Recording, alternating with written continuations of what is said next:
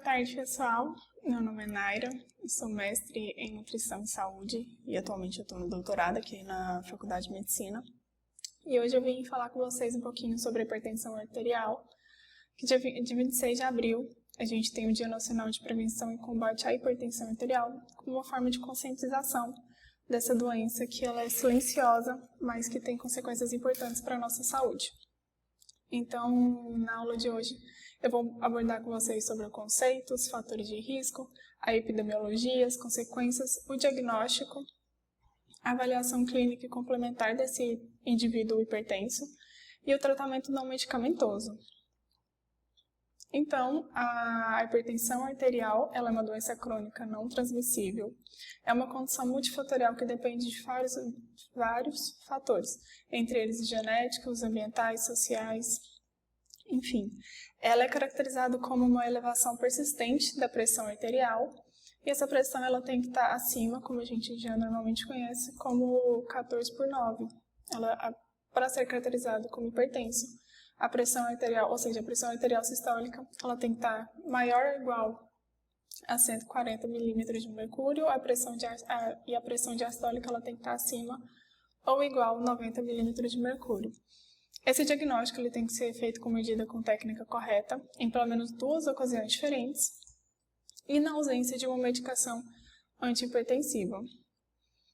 E por que eu falei que a hipertensão arterial ela é uma condição multifatorial, ou seja, ela é resultado de uma interação de diversos fatores? Porque os fatores de risco para desenvolver essa doença são a genética, a idade, o sexo, a etnia, o excesso de peso, o consumo elevado de sódio e o baixo consumo de potássio, o sedentarismo, o consumo elevado de álcool, o uso de alguns medicamentos e o consumo de drogas ilícitas. Eu vou destacar alguns fatores de risco que não são mais relevantes, mas que é importante eu comentar. Em relação ao consumo de sódio, que é um dos principais fatores de risco modificáveis para o desenvolvimento da hipertensão.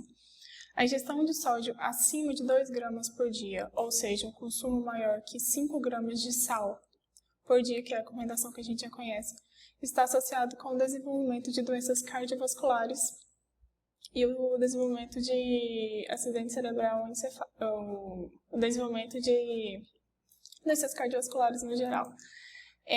A ingestão elevada, ela está associada, um estudo mostrou que a ingestão elevada ela está associada com a pressão arterial sistólica maior em 4,5 a 6 milímetros de mercúrio e a pressão arterial diastólica estava maior em 2,3 a 2,5 comparado com aqueles indivíduos que tinham uma ingestão adequada de sódio.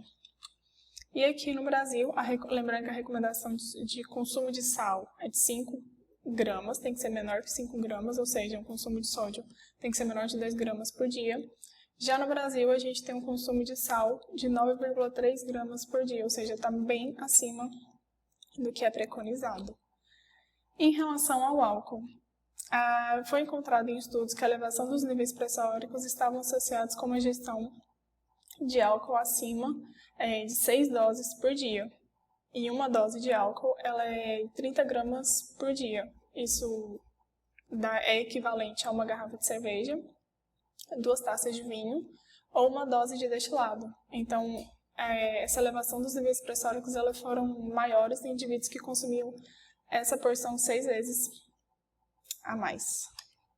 Em relação a alguns medicamentos, tem como efeito colateral consequência a elevação da pressão arterial. E são eles alguns exemplos de medicamentos: os inibidores de monoaminooxidase e os simpatométicos.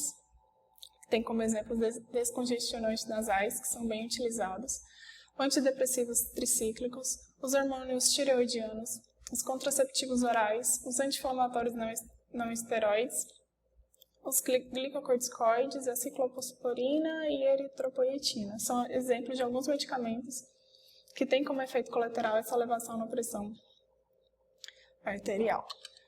O uso de drogas ilícitas são elas a cocaína, a cannabis sativa, a anfetamina e o MDMA. Em relação à epidemiologia, os dados da carga global das doenças identificaram que as doenças cardiovasculares elas foram responsáveis por 28% do total de mortes dentre as doenças crônicas não transmissíveis. E já observando o total de mortes em geral, as doenças cardiovasculares elas corresponderam até 31,8%, sendo a hipertensão um dos principais fatores de risco associado a essas mortes. Já no DataSUS de 2017, eles identificaram que o número de óbitos total foi de 1.312.663, sendo que as doenças cardiovasculares corresponderam a 27,3% dessas mortes. E a hipertensão ela estava associada em 45% das mortes cardíacas, 51% das mortes por doença cerebrovascular e 13% eram mortes diretamente relacionadas com a hipertensão arterial. Lembrando assim que morte diretamente pela hipertensão realmente será difícil, mas o que mais acontece são mortes pela consequência da hipertensão, que é o desenvolvimento das doenças cardiovasculares. Em relação ao SUS, o custo com a hipertensão ela tem sido bem maior do que os custos comparados da obesidade e do diabetes. Em 2018, os gastos estimados foi mais ou menos em 523 milhões de dólares com hospitalizações, procedimentos ambulatoriais e medicamentos relacionados com a hipertensão. Em relação à prevalência da hipertensão no Brasil, segundo os dados do Vigitel de 2018 e 2019, comparando com a população total, aproximadamente 24% da população tinha a hipertensão, sendo que nas mulheres essa prevalência era um pouquinho mais alta, aproximadamente 27%, nos 2 anos, variou pouca coisa. E nos homens foi mais ou menos de 22% em 2018, e em 2019 caiu para 21,2%. E por que é importante a gente estudar a hipertensão, ter consciência dos problemas que ela pode trazer? Porque muitas das vezes a hipertensão ela é assintomática, então a pessoa que tem hipertensão, ela negligencia a pressão elevada. Como ela é assintomática, não tem esses sintomas tão fortemente caracterizados, ela é uma doença silenciosa que vai alterando as estruturas e a parte funcional de alguns órgãos alvos, como é o caso do coração, cérebro, rim e vasos. A hipertensão arterial, ela é o principal fator de risco modificável para o desenvolvimento das doenças cardiovasculares, doença renal crônica e de morte prematura. Mas frequentemente essa hipertensão arterial, ela não tem essas consequências sozinhas. Geralmente ela sempre está associada com a dislipidemia, a obesidade abdominal, a intolerância à glicose e o diabetes mellitus. Então, quais são as consequências que a hipertensão pode causar em cada um desses órgãos que eu citei? No coração, pode desenvolver a doença arterial coronária, a insuficiência cardíaca, a fibrilação arterial e a morte súbita. Já no cérebro, pode ocorrer o acidente vascular cerebral, o AVC isquêmico, o AVC hemorrágico ou a demência. Nos rins pode ter como consequência o desenvolvimento da doença renal crônica, que pode evoluir para a necessidade de terapia dialítica. E nos vasos pode desenvolver a doença arterial obstrutiva periférica. Então, como que deve ser o diagnóstico, em relação ao diagnóstico? Como deve ser a avaliação inicial desse paciente hipertenso? Essa avaliação inicial desse paciente tem que haver a confirmação do diagnóstico, a suspeita e identificação de causa secundária, a avaliação do risco cardiovascular e a identificação de lesões de órgãos-alvos, como eu comentei, e de doenças associadas. Então, essa avaliação ela vai se basear na medida da pressão arterial no consultório ou fora dele. Tem que ser com técnicas adequadas e equipamentos validados e calibrados. Tem que haver a história médica, pessoal e familiar, a realização do exame físico e a investigação clínica e laboratorial. Em relação à medida de pressão arterial no consultório, quem pode realizar são os profissionais de saúde capacitados, mas lembrando que só médicos que podem dar esse diagnóstico e determinar a conduta. A pressão arterial ela pode ser aferida pelo esfigmomanômetro auscultatório e os oscilométricos são validados e têm que ser calibrados frequentemente.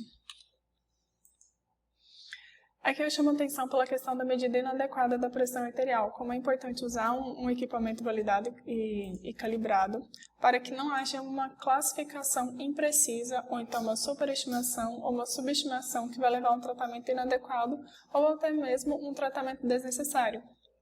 E aí, em relação ao dispositivo que pode ser utilizado, o aparelho, quando se tem os dois aparelhos disponíveis, recomenda-se dar preferência para o oscilométrico de braço comparado ao auscultatório. E outro ponto que eu chamo também atenção nessa questão do diagnóstico são com pacientes que têm obesidade, que é de importância primordial o manguito com tamanho e formas ideais.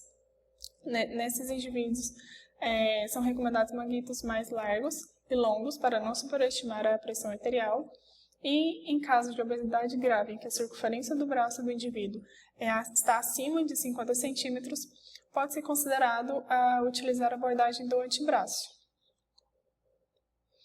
Então, lembrando mais uma vez que diagnóstico é apenas o médico que dá, e esse diagnóstico recomenda-se e preconiza-se que seja feito com medições repetidas, de 2 ou mais visitas médicas com intervalos de dias ou semanas, e para ser mais assertivo, seria recomendado ter essas medidas fora do consultório, que é pelo MAP e pelo MRPA, que são a monitorização ambulatorial da pressão arterial ou monitorização residencial da pressão arterial, que são exames validados e que devem seguir o protocolo. E a classificação dessa hipertensão ela vai ocorrer de acordo com os valores obtidos no consultório pelo nível mais elevado da pressão arterial sistólica e ou da diastólica. Então aqui eu trouxe um quadro de uma forma resumida de como acontece essa classificação dessa pressão arterial. É considerada a pressão arterial ótima quando ela está abaixo de 12/8, ou seja, a pressão arterial sistólica está abaixo de 120 e a diastólica está abaixo de 180.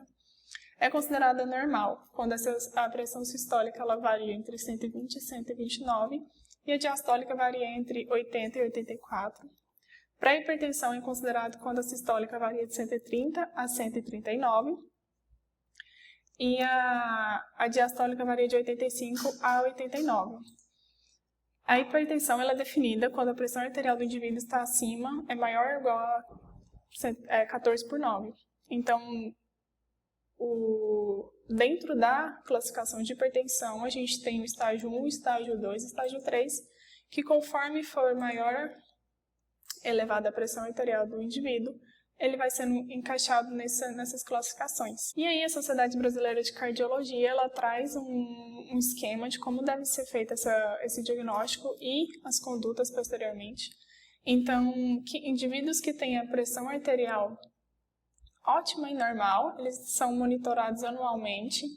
Indivíduos que têm a pré-hipertensão ou hipertensão estágio 1, deve ter uma confirmação desse diagnóstico, geralmente recomenda-se a utilização do MAP e do MRPA. E a partir disso, se for confirmar o diagnóstico, inicia-se o tratamento. Hipertensão estágio 1, o diagnóstico, hipertensão estágio 3, quando os valores da pressão está acima de 18/11, ele já tem o diagnóstico direto de hipertensão e inicia-se o tratamento.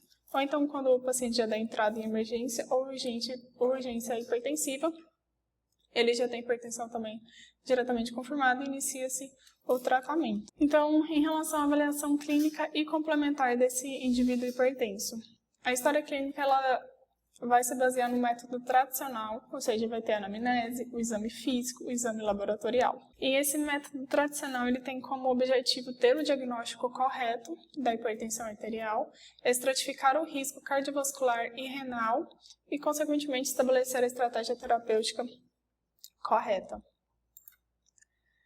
Então, nessa anamnese, o que preconiza-se ter a história clínica completa desse indivíduo, o tempo de diagnóstico e tratamento, isso inclui os medicamentos e doses, apurar a evolução dessa hipertensão, ou seja, verificar a presença de lesões nos órgãos-alvos, os fatores de risco específicos para as doenças cardiovasculares e renal, identificar as comorbidades associadas, avaliar os aspectos biopsicossociais, econômicos e culturais e identificar o uso de outros medicamentos que possam influenciar nessa pressão e o uso de drogas ilícitas. E essa construção da anamnese, essa anamnese, ela tem como objetivo ter a construção de uma linha de tempo que permita melhor compreensão do quadro clínico do paciente. Em relação ao exame físico desse indivíduo hipertenso, tem que haver a medida correta e repetida da pressão arterial e da frequência cardíaca, os sinais de lesões dos órgãos-alvos, ou tem que haver realizar os dados antropométricos pelo peso, altura em IMC e a circunferência abdominal, realizar a palpação e a ausculta cardíaca e de carótidas, além de verificação dos pulsos, e realizar o índice de tornozelo braquial, que ele é um importante valor tanto para o diagnóstico de doença arterial obstrutiva periférica, quanto para o prognóstico de eventos cardiovasculares. E esse índice de tornozelo braquial, ele é a razão entre a pressão arterial sistólica do braço e do tornozelo, tanto do esquerdo quanto do direito. E essa relação, quando ela está acima de 9, ela é normal. Quando esses valores eles estão entre o intervalo 0,71 e 0,90, ele é classificado como obstrução leve. 0,41 a 0,70 é classificado como moderado e de 0 a 0,40 é classificado como grave. Então, essa avaliação complementar desse indivíduo ele tem como objetivo detectar lesões clínicas ou subclínicas em órgãos-alvos, no sentido de melhor estratificar o risco cardiovascular. E para estratificar os riscos cardiovascular global, deverão ser considerados alguns fatores de risco, que são eles, eu trouxe essa tabela, que a Sociedade Brasileira de Cardiologia sugeriu. E esses fatores são a questão da idade, o tabagismo, a presença de dislipidemia, o diagnóstico de diabetes mellitus ou o indivíduo ser pré-diabético, a história familiar prematura de doenças cardiovasculares, pressão de pulso em idosos, o ITB, a história patológica pregressa de pré-eclâmpsia ou eclâmpsia, a obesidade central, e que inclui a relação cintura-quadril. A cintura abdominal, como a gente já conhece, ela não deve ser maior que 88 para as mulheres e não deve ser maior que 102 em homens. A circunferência da cintura, ela é obtida no ponto médio entre a última costela e a crista ilíaca lateral. O quadril ele é aferido ao nível do trocante maior, ou seja, na região do quadril, a maior circunferência. E também tem o cálculo da cintura quadril, que também nos fornece esse risco cardiovascular.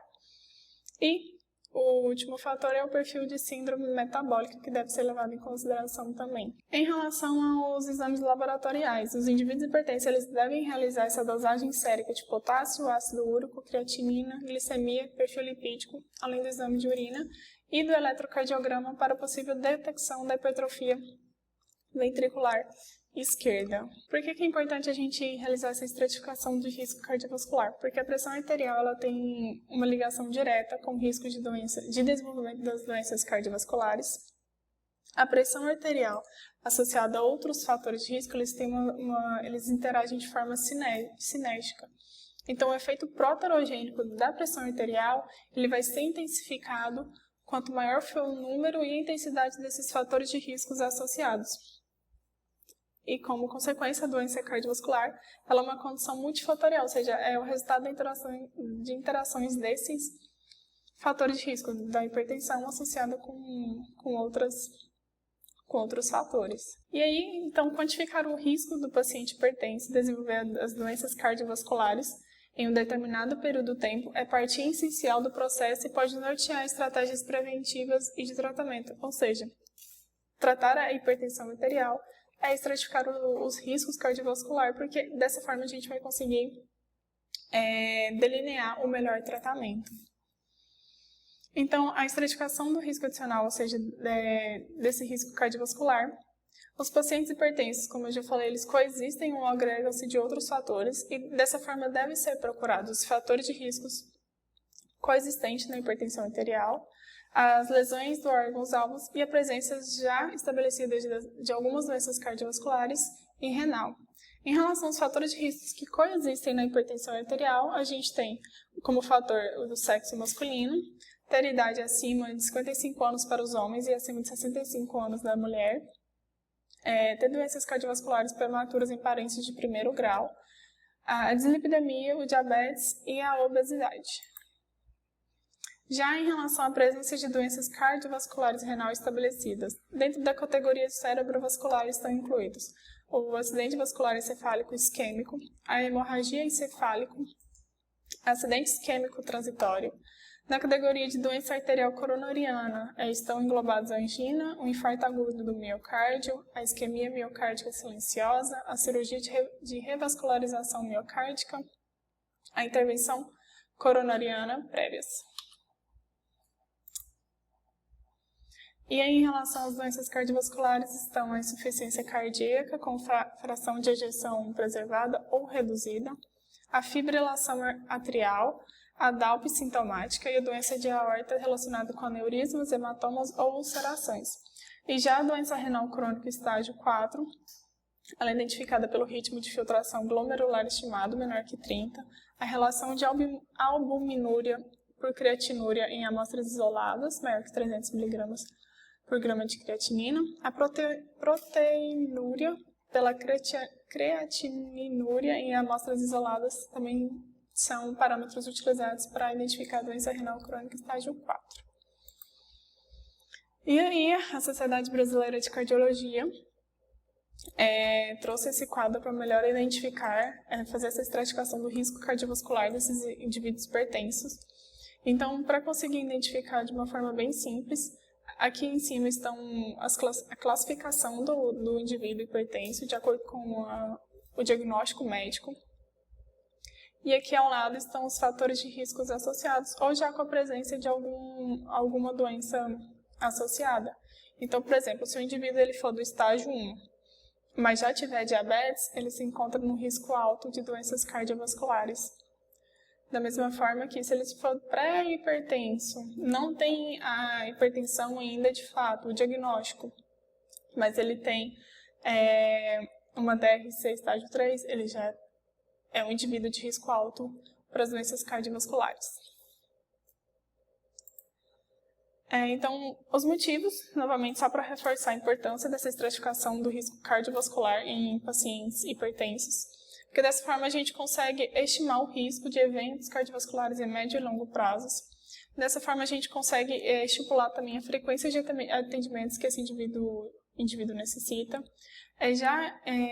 determinar se inicia-se ou não o tratamento farmacológico e identificar fatores de riscos modificáveis, ou seja, aqueles fatores no dia a dia do paciente que a gente consegue, com pequenas mudanças e alterações de hábitos, a gente já consegue influenciar. E em relação à decisão em metaterapêutica, da mesma forma que o médico faz o diagnóstico, estabelece a conduta, aqui está na área dos médicos ter essa decisão em metaterapêutica, mas de uma forma bem simples, só para a gente entender, o objetivo dessa decisão, desse tratamento, é do controle pressórico alcançando a meta previamente estabelecida.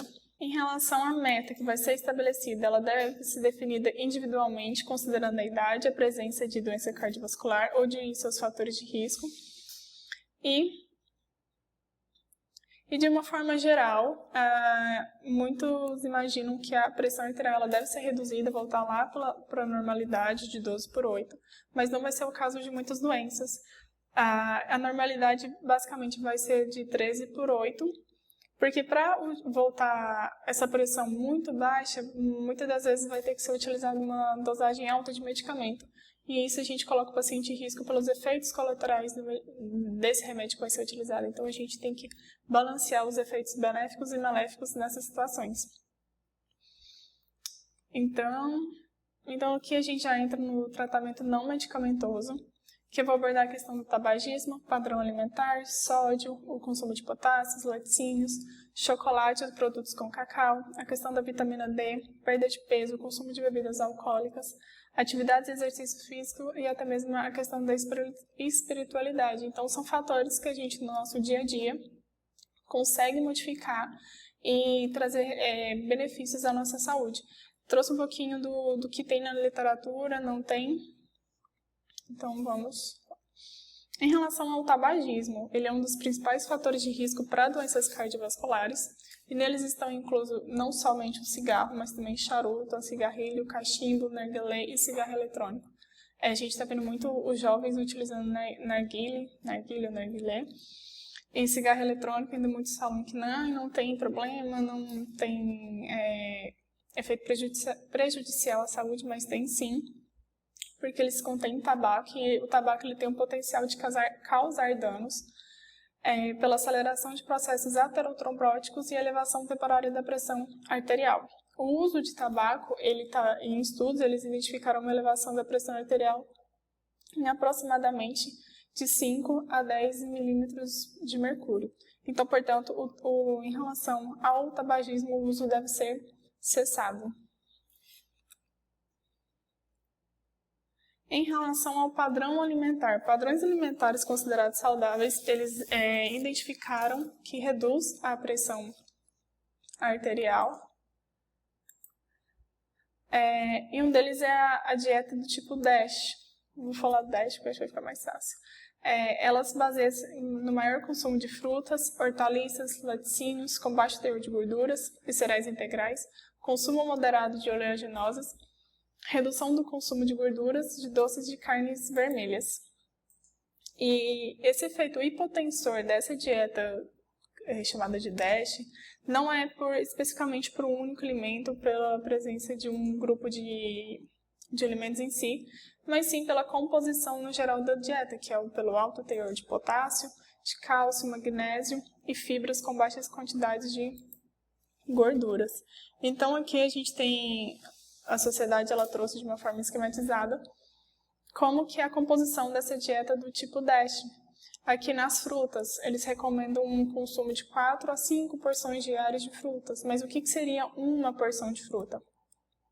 Uma porção de fruta corresponderia a uma fruta média, ou 1/4 de xícara de frutas secas, ou meia xícara de frutas frescas, congeladas ou enlatadas, ou 177 ml de sucos de fruta. Então, pela essa dieta tem que haver um consumo de 4 a 5 porções de uma dessas opções, ou então, se for pensar consumir uma opção dessa de cada ao longo do dia, já dão 4 porções diárias. Em relação aos vegetais, também a porção recomendada é de 4 a 5 por dia. E o que seria uma porção de vegetais? Seria uma xícara de vegetais com folhas cruas, meia xícara de vegetais cozidos, ou então 177 ml de suco de vegetais. Da mesma forma, 4 porções diárias, ou seja, 4 vezes uma dessas opções aqui sugeridas, ou então a combinação entre elas. Em laticínios dietéticos, a recomendação é de 2 a 3 porções diárias. A porção de leite refere-se a 237 ml de leite, ou uma xícara de iogurte, ou então 42 gramas de queijo. Em relação aos grãos e derivados, já é de 7 a 8 porções diárias. E aqui, muita gente entre aspas, coloca o carboidrato como vilão, mas não está muito relacionado com a qualidade do carboidrato que vai ser inserido na dieta. Então aqui grãos e derivados estão relacionados com esses alimentos mais integrais. Então tem como exemplo de porção desse grupo uma fatia de pão, uma xícara de cereal pronto para comer, ou meia xícara de arroz cozido ou macarrões cereal. Em relação às carnes magras, aves e peixes, deve haver um consumo menor ou igual a 2 porções diárias, que refere a 85 gramas de carne magra cozida, aves sem pele ou peixes. E por último, os nozes, sementes leguminosas secas, que deve ser de 4 a 5 por semana, que refere-se a meia xícara ou 42 gramas de nozes, uma colher de sopa, ou 14 gramas de semente, ou meia xícara de feijão seco cozido. Então, esse é um esquema de como seria uma dieta do tipo DASH, ou DASH. Então, os estudos que avaliaram esse tipo de dieta com restrição de sódio, eles identificaram uma redução na pressão arterial sistólica de 11,5 milímetros de mercúrio em indivíduos hipertensos. E a dieta do Mediterrâneo também tem uma composição semelhante, ela também tem efeitos benéficos da mesma forma que essa dieta do tipo DASH ou DASH. Em relação ao consumo de sódio, a ingestão recomendada para hipertensos na população em geral é de 2 gramas por dia, ou seja, 5 gramas de sal. 5 gramas de sal é aquele sachê que muitas vezes a gente encontrava em restaurante. Aquilo lá é a porção nossa diária total. Isso não quer dizer que pode pegar aquele saquinho e colocar no almoço direto, não. É aquele saquinho dividido ao longo do dia. Para ficar mais fácil de entender qual seria a quantidade, né? E aí, estudos que avaliaram essa restrição de sódio para mais ou menos 1,8 gramas por dia, eles identificaram uma redução de 5,4 na pressão arterial sistólica em indivíduos hipertensos. Então, em relação ao sódio, as estratégias para a redução do consumo dele é ler os rótulos nutricionais, a adesão à restrição de sódio, ou seja, o paciente acostumar com a dieta, com a comida mais sem sal, como eu falei. Aqui no Brasil, o consumo médio de sal estava 9,3 gramas, então quando reduz a quantidade de sal para aquilo que a gente realmente pode comer, muitas pessoas não gostam, acham comida sem sal, sem tempero. Então, ter essa adesão à restrição de sódio é um dos pontos primordiais para o tratamento da hipertensão e iniciativas governamentais junto à indústria alimentícia para reduzir a quantidade de sódio desses alimentos industrializados. E aí eu vou explicar para vocês um pouquinho uma das estratégias para a gente reduzir o consumo de sódio, porque muitas vezes as pessoas acham que o sódio ele advém só do saleiro, que a gente pega lá e coloca sal na nossa comida. Mas não é. Alimentos ultraprocessados, eles são ricos em sódios, então são alimentos que a gente deve evitar. Mas o que seriam esses alimentos ultraprocessados? Essa classificação ele veio lá do Guia Alimentar para a População Brasileira de 2014, que classificou os alimentos de acordo com o grau de processamento. E aí a classificação foi obtida da seguinte forma: alimentos in naturas, que são aqueles alimentos obtidos diretamente de plantas ou de animais para o consumo sem que tenham sofrido qualquer alteração. São exemplos: as frutas, verduras, alguns tipos de cereais, enfim. Esses são os tipos de alimentos in naturas que a gente... leite, ovo, são exemplos de alimentos que devem ser a base da nossa alimentação. Alimentos minimamente processados, eles também devem fazerem parte da base da nossa alimentação. São alimentos que foram submetidos a algum processo, mas que não envolve algum tipo de agregação de substâncias ao alimento original. Esses processos que estão incluídos nesses alimentos são limpeza, moagem e pasteurização, que são exemplos de o leite pasteurizado, as carnes que são limpas, tirada a questão de gordura, os grãos que eles são colhidos, mas passam pelo processo de limpeza e empacotamento. Qual é outro exemplo? Mas basicamente alimentos in natura e alimentos mini processados, eles devem ser parte da nossa alimentação. Isso não é só de indivíduos hipertensos, mas também na população em geral, que isso é a base de uma alimentação saudável. Alimentos processados, esses também já tem que ficar atentos, porque eles são fabricados pela indústria, ou então não necessariamente só pela indústria, com adição de sal, açúcar ou outro produto que o torne um alimento mais durável, palatável e atraente. Ou seja, a gente tem como exemplo as geleias, as compotas, as conservas, carnes que adicionam sal para carnes de sol. Enfim, são alimentos que têm essa adição de açúcar, de sal, que a gente tem que ficar atentos à quantidade que a gente consome no dia a dia. E por último, que são os alimentos que a gente deve evitar, que até auxiliam nessa questão da redução do consumo de sódio, são os alimentos ultraprocessados, que são basicamente formulações industriais em geral, com pouco ou nenhum alimento inteiro, sempre contém muito aditivo. E aí, como por exemplo, para deixar um pouco mais claro qual seria esse grau de processamento desses alimentos, eu trouxe essa figura que representa bem esse esquema. Como exemplo de alimentos in natura, aqui a gente tem o abacaxi, que é a fruta, processado, que tem adição de sal, ou então açúcar, enfim, de algum outro produto para melhorar a conservação. É que no caso o abacaxi em calda, E o alimento ultraprocessado, que é aquele suco em sachê, suco de pauzinho, que basicamente de fruta mesmo tem quase nada, mas é rico em açúcar, em conservantes, e corantes, enfim. Então essa classificação de alimentos aqui ultraprocessados a gente tem que evitar. Os processados a gente tem que consumir em moderação, e in natura a gente tem que ser a base da nossa alimentação. Que da mesma forma, outro exemplo é o milho. A espiga de milho na forma in natura. Aqui tem o milho em conserva, que ele já é um alimento processado. E por último é o salgadinho de milho em pacote. Da mesma forma que o peixe é um alimento in natura. O peixe em conserva ele já é processado porque tem adição de óleo, sal, enfim, para melhorar a conservação. E o último, que já é ultra processado, que a gente tem que evitar, é o empanado de peixe, que é rico, que tem adição de gordura, sal, enfim, de outros conservantes para melhorar o tempo, aumentar o tempo de prateleira, né? Então, esses são os tipos de alimentos que a gente tem que evitar, não só os pacientes hipertensos, mas também a população em geral, como uma forma de melhorar a alimentação. E aí, como que a gente... uma forma da gente identificar esses alimentos ultraprocessados é pela lista de ingredientes, ou seja, ler os rótulos nutricionais. Mas por quê?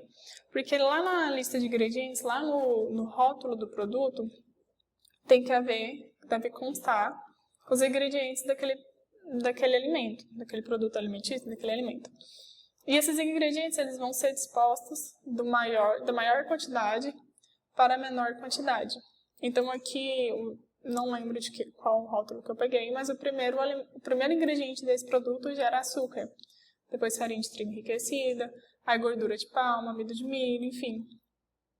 Então tinha em maior quantidade o açúcar, depois a farinha, e lá em menor quantidade os fermentos químicos, ou seja, então os ingredientes eles são dispostos em maior quantidade para uma menor quantidade.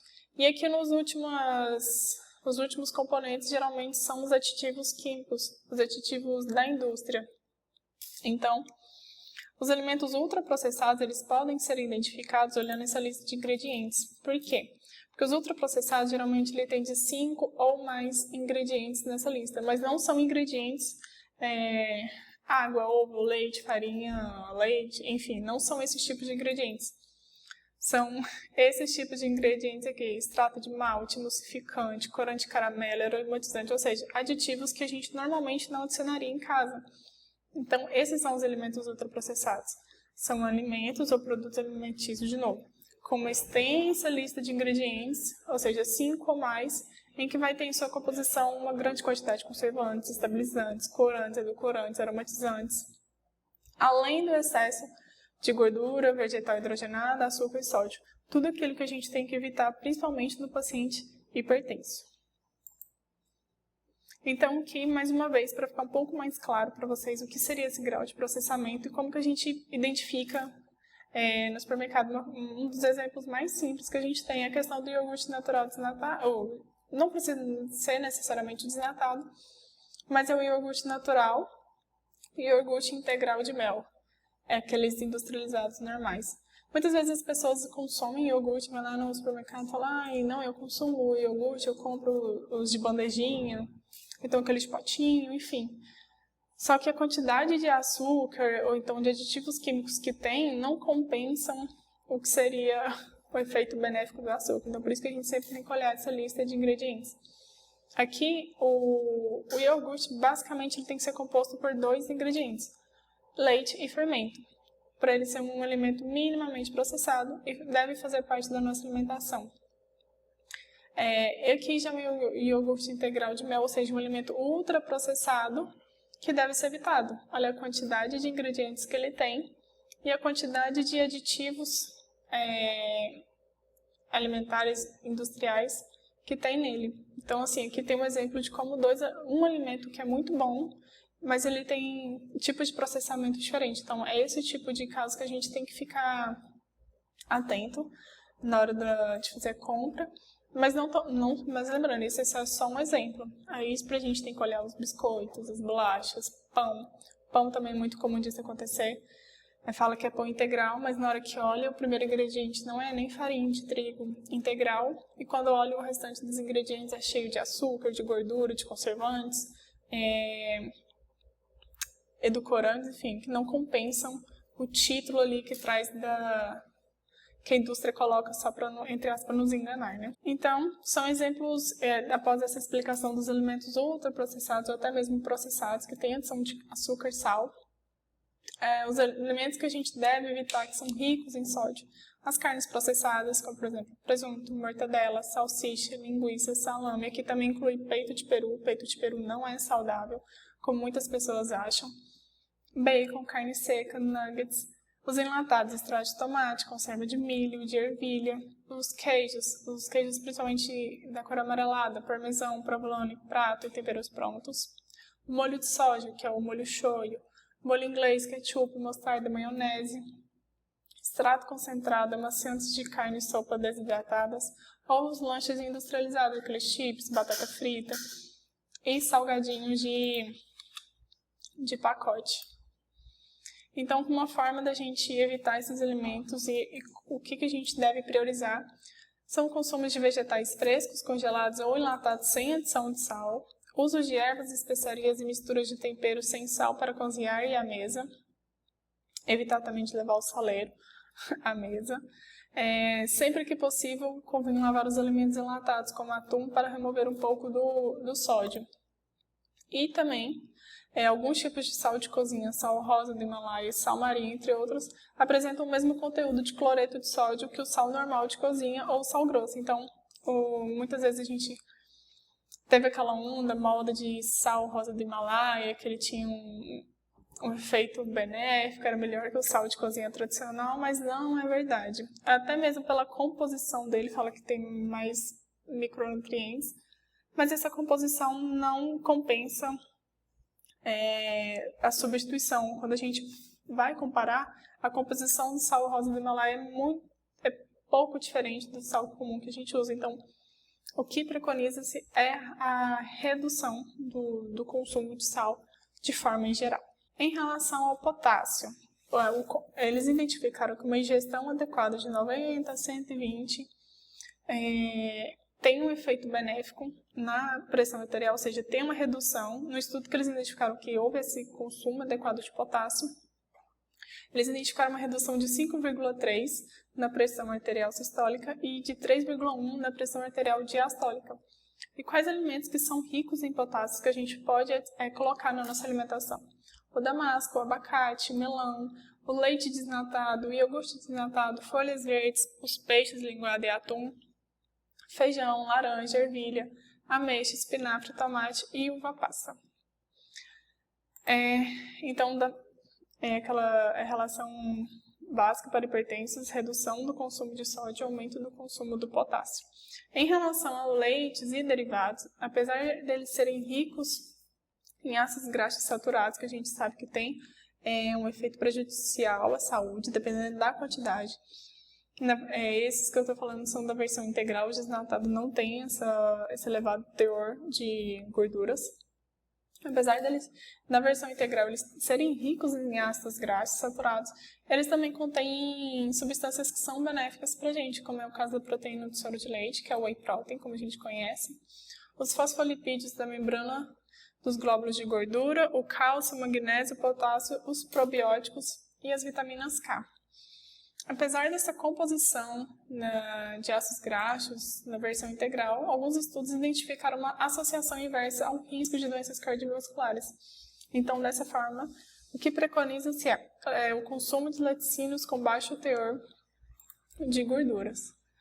E em relação ao chocolate e produtos com cacau, um estudo identificou uma redução de 4,5 na pressão arterial sistólica e 2,5 na pressão arterial diastólica. Essa meta-análise que eles realizaram, os estudos eles eram heterogêneos, as intervenções eram variadas, ou seja, a dosagem diferia, mas apesar dessa heterogeneidade dos estudos, eles identificaram resultados positivos com a utilização de chocolate ou produtos com cacau.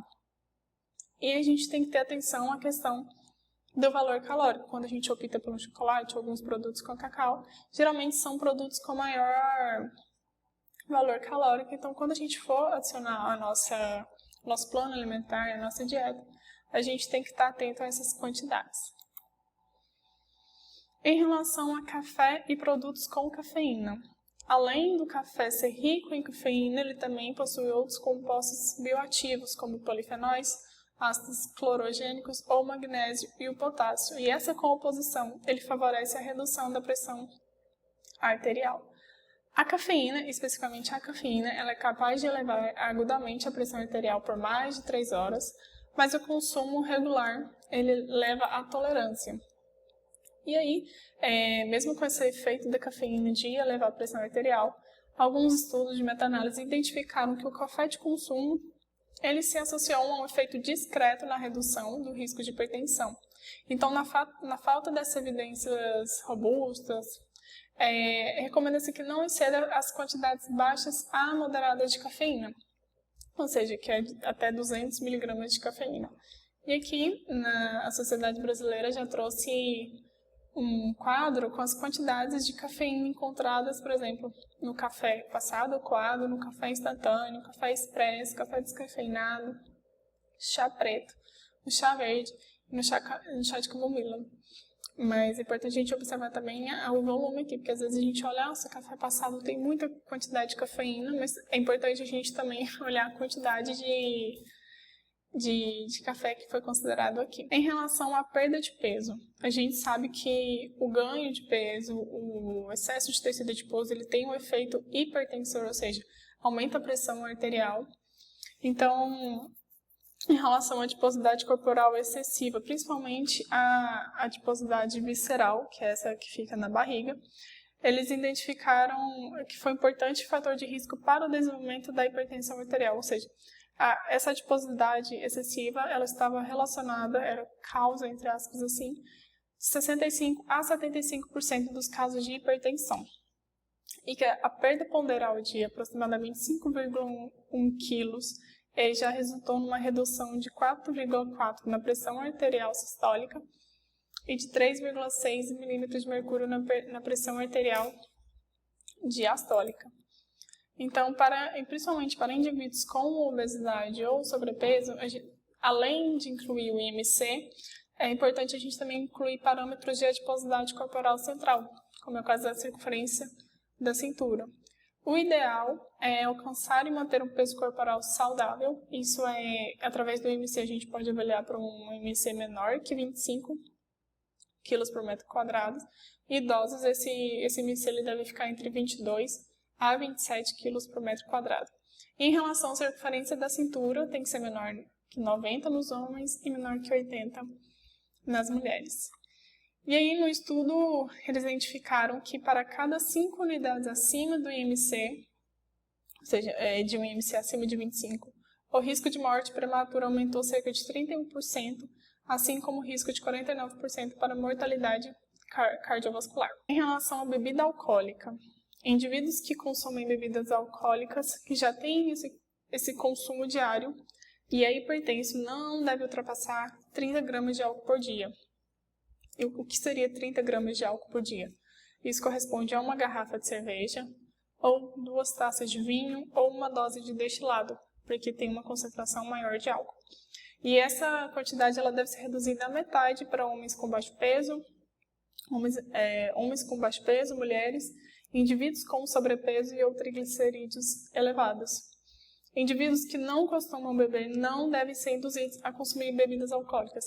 Essa quantidade aqui não é, entre aspas, então todo dia eu posso consumir 30 gramas de álcool por dia. Não é assim. Esses são para os casos de pessoas que já têm aquele consumo crônico, que não conseguem parar de beber. Então, o que deve ser incentivado é a redução dessa ingestão.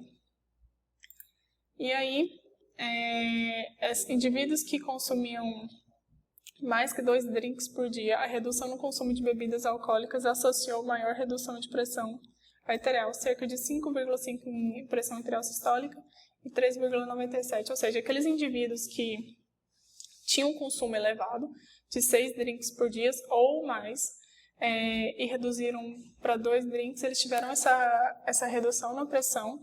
E esse efeito de redutor na pressão em indivíduos que bebem, ele é mais pronunciado naqueles que têm um consumo mais elevado do que aqueles que já têm um consumo mais baixo. Em relação ao exercício físico, atividade física. Atividade física e exercício físico são conceitos diferentes. A atividade física, ele é qualquer movimento corporal que aumente o gasto energético acima daquele em repouso, como locomoção, atividades laborais, domésticas e de lazer. Agora, exercício físico é uma atividade física estruturada, organizada e com objetivo específico, como melhorar a saúde e a aptidão física. Deve ter um acompanhamento de um profissional da área. E a prática regular de atividade física diminui a incidência de hipertensão arterial. Então, a recomendação geral que a gente tem, a recomendação geral básica, é que hajam 150 minutos por semana de atividades físicas moderadas ou 75 minutos por semana de atividade vigorosa. É recomendado também exercícios aeróbicos, como caminhada, corrida, ciclismo ou natação, 30 minutos de 5 a 7 dias por semana, ou exercícios resistidos em 2 a 3 dias por semana. Essa é a recomendação geral básica, é um mínimo que todo indivíduo deve fazer.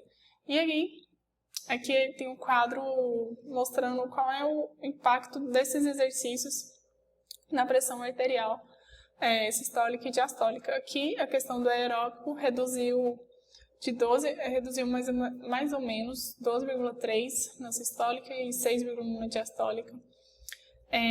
Aqui, resistido dinâmico também reduziu de 5,7 na sistólica e 5,2 na diastólica. Esses são exemplos de como o exercício físico ele é benéfico para os indivíduos hipertensos. Em relação à prescrição de atividade física, exercícios físicos leves a moderados em indivíduos sem doença cardíaca, cerebrovascular ou renal, tem que ter uma avaliação médica prévia, e caso surjam sintomas durante a prática, deve-se interromper a atividade e procurar o médico. Ou seja, então, todo indivíduo que vai começar uma atividade física, que pretende começar alguma atividade, ele deve ter um acompanhamento médico, realizar essa avaliação inicial e ter um acompanhamento de um professor de educação física também. Indivíduos hipertensos com comorbidades ou sintomas, ou que pretendem fazer atividade de alta intensidade, também devem fazer essa avaliação médica prévia. A sessão de treinamento não deve ser realizada se a pressão arterial estiver acima de 16/10. E recomenda-se medir a pressão durante o exercício aeróbico em hipertensos hiperreativos e diminuir a intensidade se ela estiver acima de 180/105. Ou seja, indivíduos hipertensos eles têm que ter esse acompanhamento, tanto médico quanto de um profissional da área, para ter esse acompanhamento da pressão, como está reagindo, enfim, para não correr riscos.